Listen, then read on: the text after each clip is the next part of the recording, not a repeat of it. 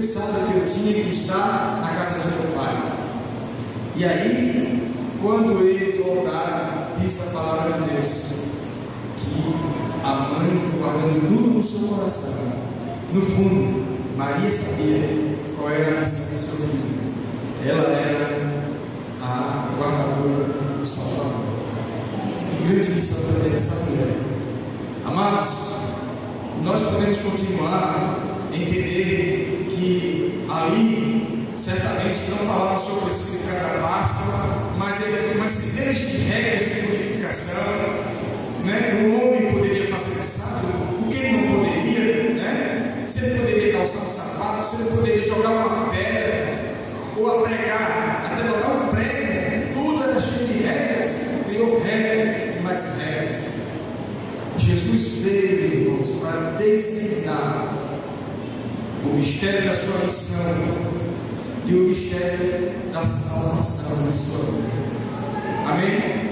Então eu sei que você não muito teórico nesse momento, mas eu quero dizer para vocês que eu quero chegar a que vocês entendam, né, que os doutores da lei passaram a tentar espremer aquela criança com 12 anos e eles só saem bem, e eles ficaram abismados.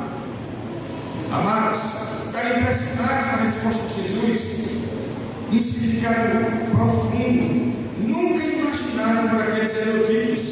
Se os traços da verdade, diz o livro Libertador, por eles apontados fossem seguidos, eles teriam feito uma reforma na religião naqueles dias, e quando Jesus começasse seu mistério, muitos estariam preparados para recebê-lo como seu Salvador.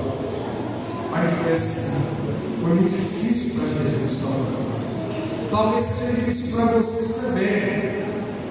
Em algum momento sai do formalismo. As dificuldades da vida, que a vida interpõe, as barreiras.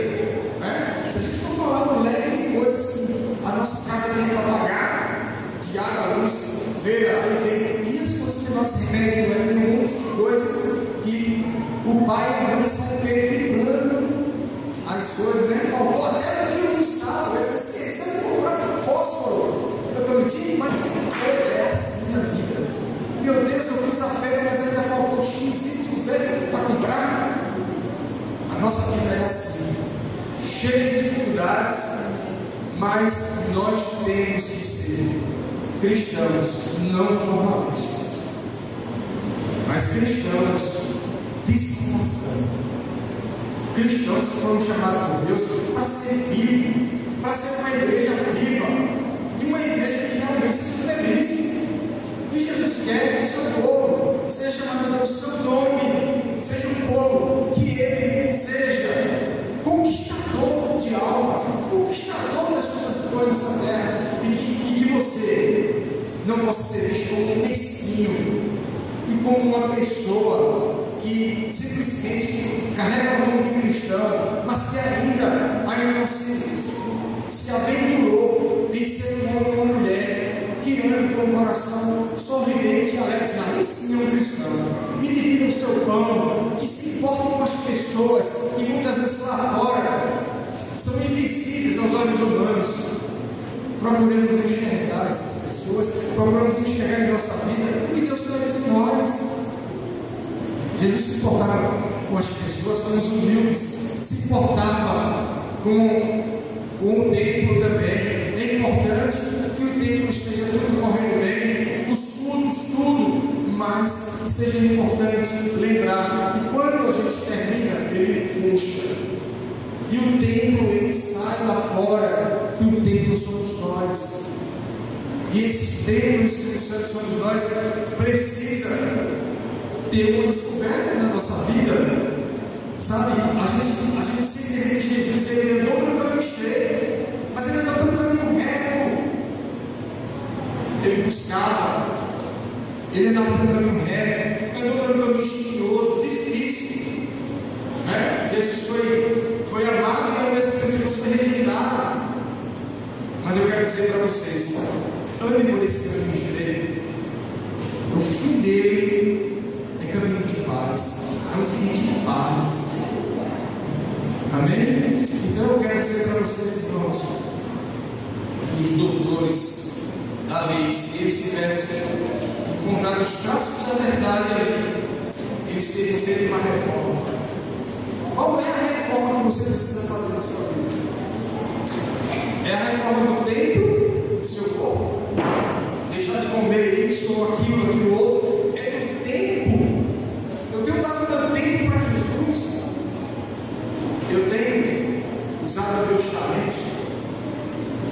E o meu tesouro? E aquilo que Deus me deu? O que eu tenho feito com ele? E o meu testemunho? Portanto, as pessoas às vezes acham que economia é eu fazer uma troca com Deus, dar uma oferta, devolver o dízimo, porque eu vou querer uma troca com Deus. A gente precisa se redescobrir que isso é apenas um complemento da vida cristã, porque Deus deu tudo para mim. Deus deu o seu Filho de gênero. Irmãos, existe uma historinha de uma criança de 6 anos, assim como a idade dos filhos do irmão Júnior e da Vanessa. Ela era filha de um homem que tinha uma grávida.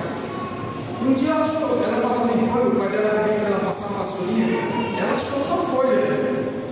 E a folha estava toda borrada, mas tinha uma frase: porque Deus amou o mundo inteiro que deu. Depois de deu, tudo estava agora borrado, não dava para ela ler. E ela achava que Deus era um Deus muito tirano, que ele era um Deus bravo. Aí quando ela leu, ela disse: papai, Deus ele deu o quê? E o pai dela deixou que ela desse nem descobrir. E ela começou a chorar. Eu pensei que Deus não dava nada a ninguém, papai. Interessante isso. E essa pequena jovem, ela descobriu na vida dela que Deus ele não é um Deus tirano, é um Deus, e ela guardou aquela folha borrada com uma frase. Sabe o que é isso? Redescoberta. Uma criança, ela se redescobriu que Deus não é um Deus do mundo, ele é um Deus que amou o mundo, e ela descobriu que Deus ama o mundo, e ele não é um Deus mau. Nós, como cristãos, hoje adultos, nós precisamos entender e redescobrir aquilo que falta em nós. Amados, a minha missão nessa manhã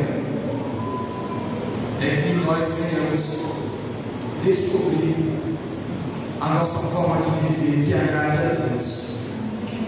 Amados, tudo isso mostra que Deus, através do sacrifício daquele cordeiro que morria, ele daria o seu filho amado. Tudo isso mostraria como se chegar a Deus. Na verdade, todos aqueles cordeiros que eram levados era para se mostrar, para se ensinar como se deveria chegar a Deus, como se deveria ensinar o amor de Deus.